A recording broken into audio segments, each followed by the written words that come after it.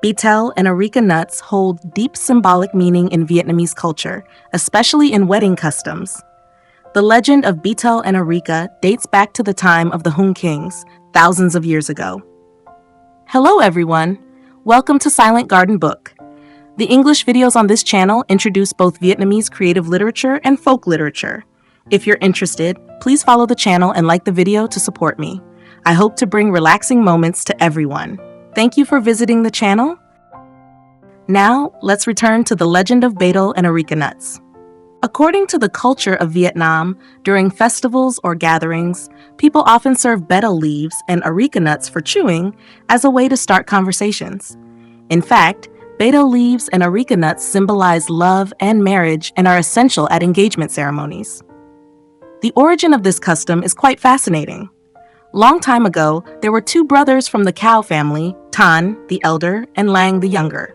They were very close, having lost their parents early in life. Both were taken in and educated by a scholar named Lu, who had a beautiful 18-year-old daughter.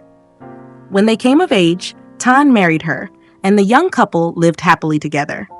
However, Lang began to feel that his brother treated him more distantly after the marriage. Heartbroken and misunderstood, Lang left home and wandered the land. He eventually reached a wide river he could not cross, with no boat in sight to ferry him over. Overcome with exhaustion and sorrow, he died by the riverside and was transformed into a limestone. Troubled by the long absence of his brother, Tan went out to look for him. When he reached the riverside, he sat on the limestone and died by exhaustion and weariness. He was transformed into an areca tree. The young woman in turn was upset by the long absence of her husband and got out for a search. She reached the same place where the areca tree had grown, leaned against the tree and died, transformed into a plant with large piquant leaves climbing on the areca tree. Hearing of this tragic love story, local inhabitants in the area set up a temple to their memory. One day, King Hung went by the site and gained knowledge of this story from local people. He ordered his men to take and ground together a leaf of betel, an areca nut, and a piece of lime. A juice as red as human blood was squeezed out from the melange. He tasted the juice and found it delicious. Then he recommended the use of betel chewed along with areca nut and lime at every marital ceremony. From this time on, chewing betel became a custom for Vietnamese, and very often they began their conversation with a quid of betel. The legend of Betel and areca in Vietnamese culture is a meaningful story symbolizing deep family affection, the strong bond between siblings, and the enduring love between couples. Through this tale, the intertwined images of the betel vine, areca tree, and areca nut not only represent harmony but also reflect the Vietnamese philosophy of unity and compassion.